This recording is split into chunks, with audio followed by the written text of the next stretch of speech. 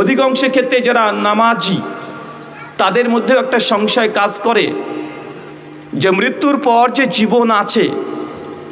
অনেক মানুষকে দেখবেন যখন আমরা জান্নাত, জাহান্নাম, কবর আযাব বা গায়েবী জগৎ নিয়ে যখন আমরা আলোচনা করি তখন তাদের মধ্যে একটা সংশয় কাজ করে এবং তারা বারবার আমাদেরকে অভিযোগ করে যে হুজুরদের কাজ শুধু এই জান্নাত আর জাহান্নাম নিয়ে কথা বলা, হুজুরদের কাজ শুধু কবরে আযাব নিয়ে কথা বলা, হুজুরের কাজ হালাল হারাম এইসবগুলো নিয়ে কথা বলা।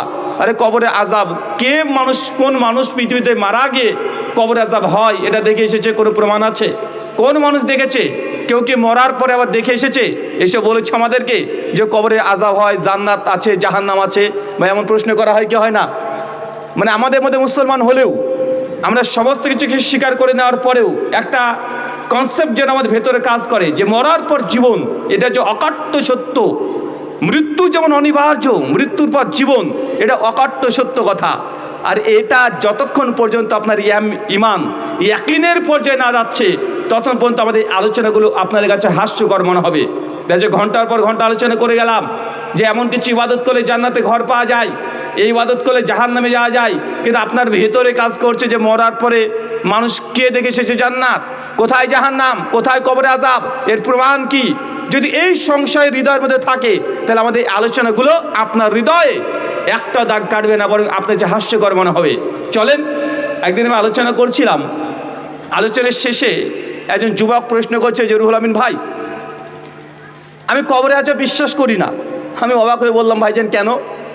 উনি তখন বলছেন যে আমরা হুজুরদের মুখে থেকে ছোট থেকে শুনে আসছি যে কবরে যখন আযাব হয় এমনভাবে চাপ দেয় ডান পাঁজরে হাম বাম পাঁজরের মধ্যে ঢুকে যায়।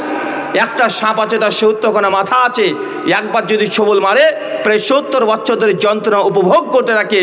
তো রুহুল আমিন ভাই, আমি ছোট থেকে আমার খুব শখ যে আমি কবরে আযাব দেখব। চাচা বলেন তো কি দেখবে? কবরে আযাব দেখবে, শখ।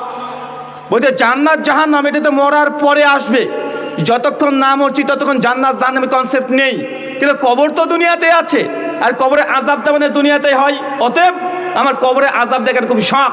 আমি ছোট থেকেই, আমাদের বাড়ি আছে, বাড়ির পাশে একটা ফুটবলের ময়দান আর তার পাশে একটা কবরস্থান। আমি ছোট থেকেই যখন ওই ফুটবল খেলতাম মাঝে মধ্যে একটু জোর করে যখন ফুটবলটাকে কেউ মেরে দিত ওই কবরের মধ্যে পড়ে যেত। আর আমাদের বন্ধু যারা ছিল সব ভীতু, কেউ মানে ভয়ে ওই কবরের মধ্যে ঢুকে বল তুলতো না। কিন্তু আমার ইচ্ছা যে আমি কবর আযাব দেখবই। আমি বারবার শুধু কবরে নামি, বলটাকে তুলে এভাবে তাকিয়ে দেখি, কই কবরে আযাব তো দেখা যায় না।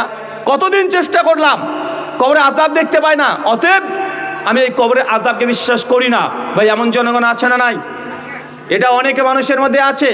অনেকে নামাজি, তারপরে ভেতরে সংশয় কাজ করে যে কবরে আযাব হয় কি হয় না, জান্নাত আছে তো আবার জাহান্নাম আছে তো আবার। মানুষ তো ধর্ম পালন করছে রিচুয়াল, যেমন বয়স 50 পার হয়ে গেছে, যদি মুখে দাড়ি না রাখি তাহলে মানুষ আমাকে কি বলবে, যদি একটু মসজিদে না যায় মানুষ আমাকে নিয়ে নানা রকমের কটূক্তি করবে।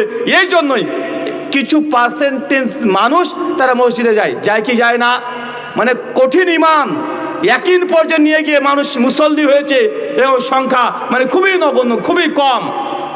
আসলে এই প্রশ্নগুলো কেন আসছে আমাদের মাথায়? কেন আমাদের মধ্যে এই প্রশ্নগুলো আসছে? আর আধুনিক সিলেবাস যেগুলো পড়াশোনা করছেন কলেজ ইউনিভার্সিটির ছাত্র, তাদের মধ্যে খুব সহজে প্রশ্নগুলো চলে আসছে। কেন?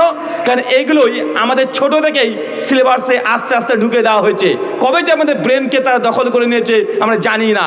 কারণ আপনি যখন পড়াশোনা করেছেন স্কুলে, তাহলে আমাদেরকে বিজ্ঞানে বই শিখিয়ে দেওয়া হয়েছে মানুষের জ্ঞান অর্জন করার 5টা মাধ্যম, এক চক্ষু, কর্ণ, নাসিকা, জিহ্বা, ত্বক। ভাই আমরা শিখেছি কি শিখি নাই? এটা আমাদেরকে শেখানো হয়েছে।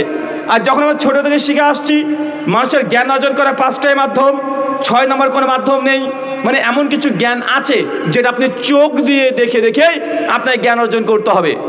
ধরেন আজকে আলোচনা সভাতে এসেছেন, সুন্দর করে মঞ্চটাকে সাজানো হয়েছে, আমি কিভাবে হেঁটে আসলাম, কিভাবে বসলাম, কীভাবে আলোচনা করতে শুরু করলাম, এই চোখ দিয়ে দেখে দেখে আপনি একটা জ্ঞান অর্জন করেছেন কি করেন নাই? অলরেডি করে নিয়েছেন। কিন্তু যে ব্যক্তি অন্ধ সে কি জ্ঞান অর্জন করতে পারবে না? তাকে জ্ঞান অর্জন করার জন্য আমি যে বক্তব্য দিচ্ছি আমার এই কণ্ঠ টোন ও কান দ্বারা শ্রবণ করে সে অনুধাবন করে, বুঝতে পারে কি পারে না? তার মানে জ্ঞান অর্জন করার চোখ দিয়ে মানুষ কিছু জ্ঞান অর্জন করে। 2, কান দিয়ে শুনে শুনে কিছু জ্ঞান অর্জন করে। 3, ধরেন আপনাকে আমি একটা পারফিউম দিলাম, আপনি চোখ দিয়ে দেখে বলতে পারবেন এটা কেমন গন্ধ? বলতে পারবেন না। কানের মধ্যে যদি ঢেলে দেন তবু আপনি বুঝতে পারবেন এটা কেমন সেন্ট, এটা সুগন্ধি না দুর্গন্ধ বোঝা সম্ভব না। এই যে এই জ্ঞান অর্জন করার জন্য লাগবে আপনার কি? নাসিকা, নাক। আর কিছু কিছু জ্ঞান অর্জন করার জন্য চোখ, কান, নাক এগুলো প্রয়োজন নেই।